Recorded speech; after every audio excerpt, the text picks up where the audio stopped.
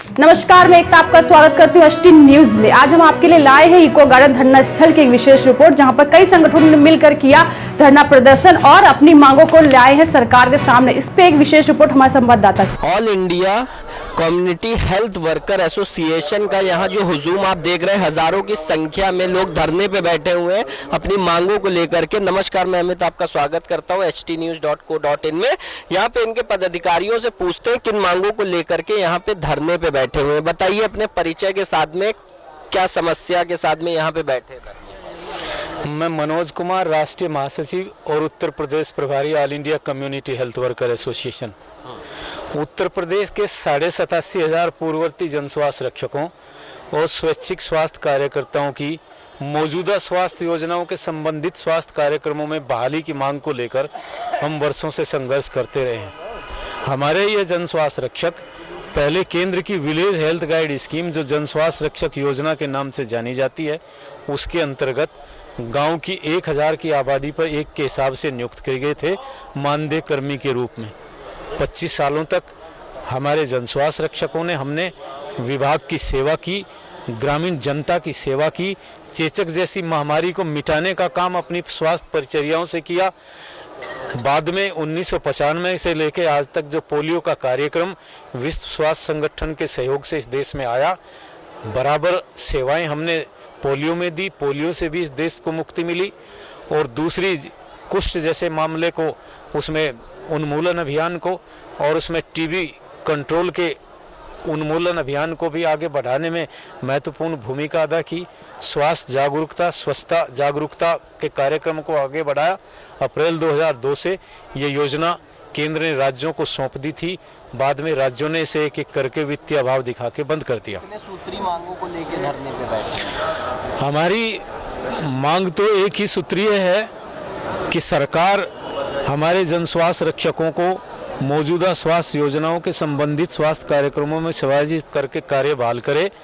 इसके लिए आज की सरकार ने पिछले साल हमारी मांगों पर संज्ञान लेते हुए हमारी ज्ञापन पर एक सैद्धांतिक सहमति जनस्वास्थ्य रक्षक बहाली के मामले को 19 मई 2018 को परिवार कल्याण मंत्री महोदय के माध्यम से डॉक्टर रीता। कोई वार्ता हुई है आपकी अधिकारियों से या शासन से?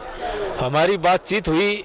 पिछले 25 दिसंबर से 13 जनवरी तक हम एक विराट पैदल मार्च जो है 450 किलोमीटर का हापुड़ के ब्रजघाट गंगा तट से लखनऊ तक आयोजित किया। 13 जनवरी को जब वो यहाँ लखनऊ में आया हमारा मार्च, तो चिकित्सा स्वास्थ्य विभाग के सचिव और जो नेशनल हेल्थ मिशन के मिशन निदेशक भी हैं पंकज कुमार साहब, और उनके साथ परिवार कल्याण महानिदेशालय के 3 निदेशक स्तर के अधिकारी थे, उनकी मौजूदगी में हमारी बातचीत हुई थी। और बातचीत में एक सहमति बनी थी कि 2 सप्ताह के भीतर जो ग्राउंड सर्वे इसमें पूरे राज्यों में कराया है, जिलों में, उस रिपोर्ट को प्राप्त करके उनकी बुनियाद पे हम जो है एक प्रस्ताव तैयार करा के इसका निर्णय कराएंगे। लेकिन सरकार से क्या मांग कर रहे हैं आप कि सरकार आपकी समस्याओं को सुने? सरकार से हमारी आज यही मांग है, जनस्वास्थ्य रक्षक बहाली का शासनादेश जारी करो। महारेली के इस आयोजन के उपलक्ष्य में, जिसमें हजारों की संख्या में प्रदेश के हर जिले से जनस्वास्थ्य रक्षक आए हैं, कि अब जैसा कि हमारी पत्रावली पर एक आदेश सरकार की सहमति के बाद प्रदेश शासन ने चिकित्सा स्वास्थ्य परिवार कल्याण महानिदेशालय को दिया है कि प्रोग्राम इम्प्लीमेंटेशन प्लान के अंतर्गत आप इसमें वित्तीय प्रस्ताव तैयार करा के कैबिनेट स्वीकृति के उपरांत उसमें शासनादेश जारी करें। ये हमारी मुख्य मांग है।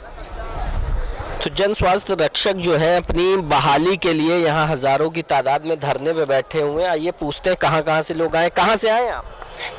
हम आए हैं डिस्ट्रिक्ट हमीरपुर।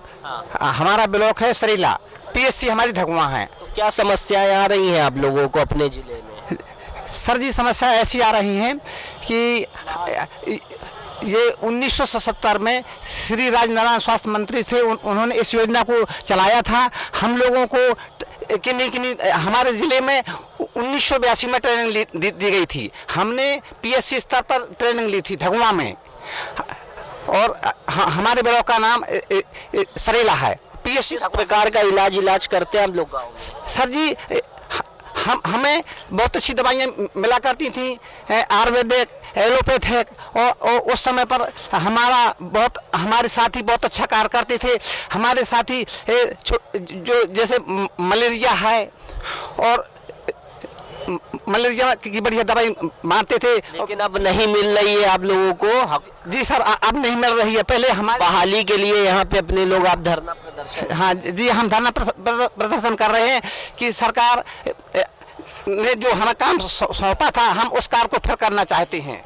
तो जैसा कि अपने कार्य को लेकर के काफ़ी परेशान हैं, बहुत बड़ी बड़ी बीमारियों से लड़ने की इन स्वास्थ्य रक्षक दलों के पास बहुत बड़ी ताकत थी, लेकिन कहीं ना कहीं इनसे छीन ली गई है, जिससे ये लोग दुखी होकर के यहाँ धरना प्रदर्शन कर रहे हैं और बहाली के लिए मांग भी कर रहे हैं कि फिर से इनको वही इलाज के लिए और अपनी सारी जो भी सारी सुविधाएं थी वो फिर से इनको मिले, जिससे कि ये अपनी कार्य प्रणाली फिर से शुरू कर सके। इसी के साथ मैं अमित आपसे इजाजत चाहता हूं। धन्यवाद। आपने देखा हमारी इस रिपोर्ट में कैसे आक्रोशित होकर सभी धरना स्थल पे अपनी मांगों को लेकर धरना दे रहे। हमारे संवाददाता ने सबके पास जाके उनकी राय ली है।